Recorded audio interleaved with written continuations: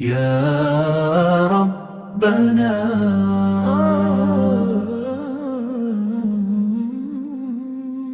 أنت ملك السماوات والأرض، لا شيء في الكون يخرج عن سلطانك، وفي هواء القدس يعلو ذكرك، فكل حجر وجدار يشهد بعظمتك. يا الله، على أرض فلسطين تتنزل أنوار رحمتك، وحتى دماء الشهداء تفوح بطيب ذكرك. آهات المظلومين ترتقي إلى عرشك، وأنت السميع العليم بكل خفي وجلي. الأطفال الذين يخفون خوفهم خلف ابتسامات صغيرة، أنت توقد في عيونهم نور الأمل،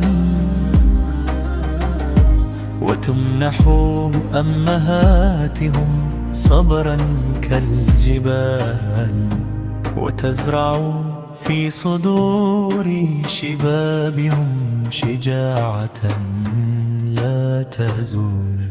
يا الله،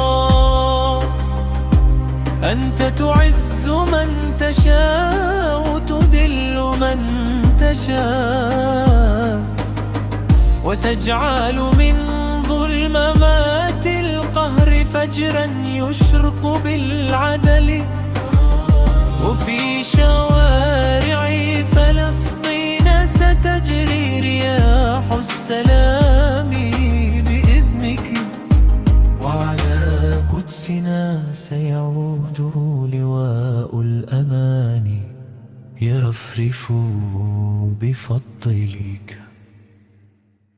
يا عظيم يا كريم، نضرع إليك، يرحم أهل فلسطين، وألف بين قلوبهم، واسكن ديارهم أمنا، وأذهب عنهم جور الظالمين. ذكرك حياة وأمرك حق، وبيدك تقليب الليل والنهار، فارزق فلسطين فجر الحرية، واجمع شمل الأمة على الهدى. الله أكبر جلال